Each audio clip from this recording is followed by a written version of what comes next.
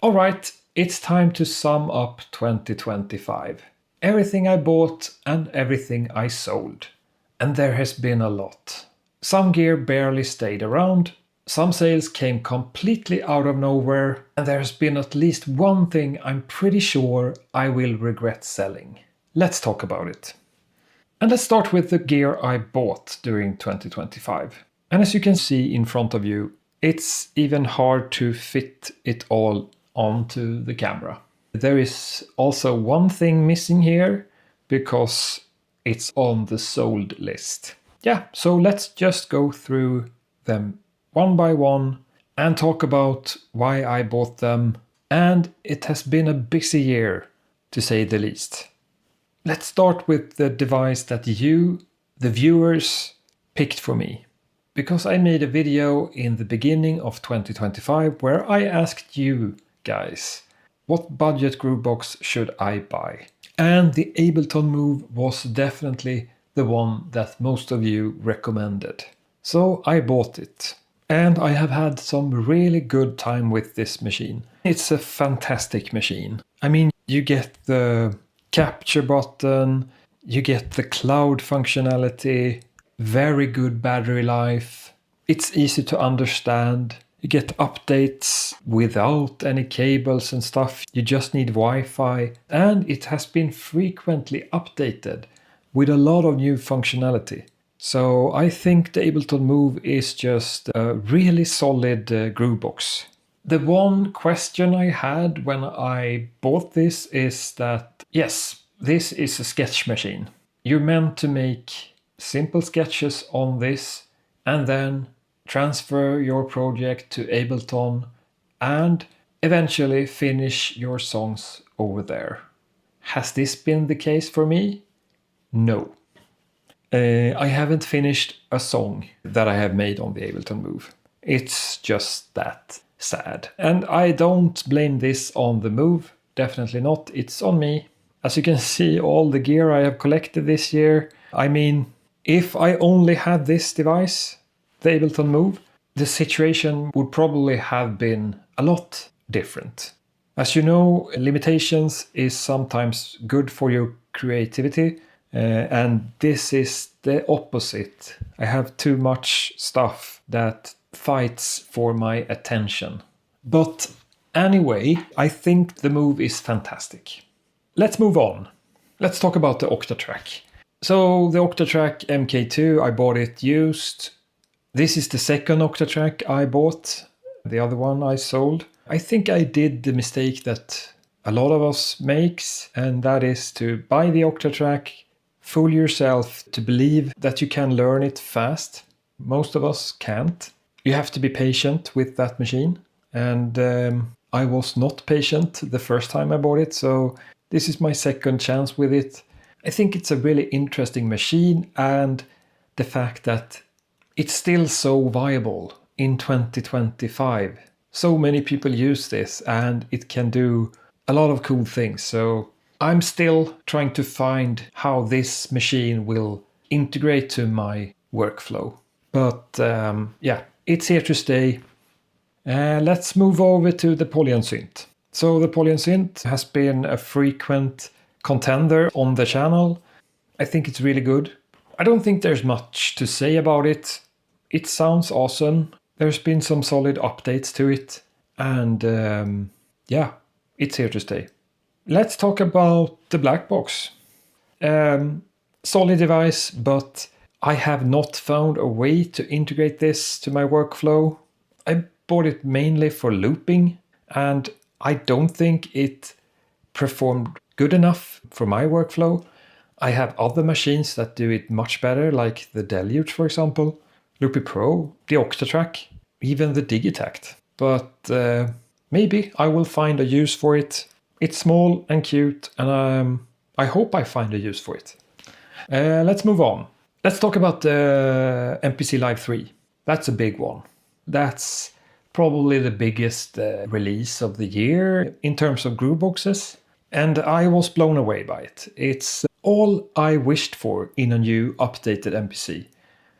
My biggest concern was the pads, and they are rock solid. compared to the previous MPCs. I really think they are amazing. And almost no double triggers, which is lovely for me. And I don't regret buying it. I bought it day one. It was no question about it. The fact that the hardware is updated, the step sequencer, like everything, the workflow is a lot smoother now when the hardware is updated. The loading times, like a lot of buttons. I still haven't like completely got the hang of all the buttons, but I think it will take time. It's a dream machine, definitely. Let's move on. Let's talk about the Astrolab 37. So ever since the Astrolab, the bigger ones, was released, I was hoping for Arturia to release like a Astrolab desktop module or something like that, because I don't have room for 88 keys. I think there is a 61 as well, but even that is too big for my little small studio. So when they released this, I was immediately heading to the store, buying it. And overall, I'm happy with the Astrolab, although there is some issues with it that I hope that Arturia will fix. I mentioned those in my first impression video with the lack of polyphony in some of the software synths inside, like Pure Lo-Fi, for example. I think even a lot of the pigment patches can have issues with this. And that's a bummer, because I bought the Astrolab 37 mainly because I thought the Pure Lo-Fi sounded so good. So the thought of having Pure Lo-Fi in a really nice little package like this, it was so tempting. And I would go as far as to say the Pure Lo-Fi plugin shouldn't been included in the Astrolab because it's not usable. Most of the presets sounds terrible. I mean, a lot of the sounds in there is key sounds. At least you should be able to play like a basic chord, like 3 notes, but in some of the patches you can't. Like most of the patches in Pure Lo-Fi you can't. And I have actually contacted Arturia about this. They were aware of the issue, and I tried the things that they suggested, but I can't say it made any difference to the sounds. It was basically the same. So there is really no workaround for that right now, unfortunately. Let's move on. As you can see, it's another Arturia piece here. It's just the Minilab III. Yeah. So this was actually not a very thought out purchase at all, actually.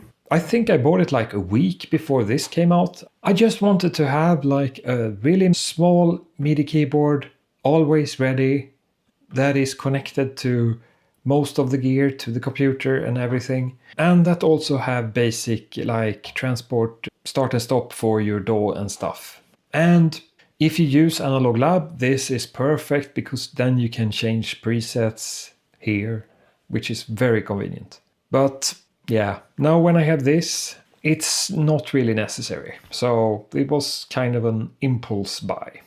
Before we go over to the things I sold in 2025, I need to talk about the Electron Tonverk, because it's on both the bought and sold. So Tonverk was a little bit strange when it first came out, but as I love Electron gear, there was like a FOMO when I saw the Tonverk. I thought that, yeah, I need this. And I was very surprised by the Tonverk. I thought it was wonderful. But I think it was released like 1 week before the MPC Live III. So when the Live 3 was released, the Tonverk was just, my interest in it just faded away. And that's strange to me because I'm not an MPC guy. MPC hasn't really been my thing, but the Live 3 is too good to ignore. So at that time, when the MPC Live 3 was here, I panicked because I bought so much gear and I thought I need to sell something. So I can't really say I gave Tonverk a real fair chance, actually. I gave up on it way too soon. But on the other hand, I have not regretted selling that. I don't miss it. Even after all the updates it got, it has got a lot of new features in the updates, but none of these has actually made me regret my decision of selling the Tonverk. Yeah, so I think it was the right decision to sell it, but it feels kind of strange that MPC outperformed a new Electron box. It's strange, but maybe I have changed. So that brings me over to another Electron box that I also sold in this process.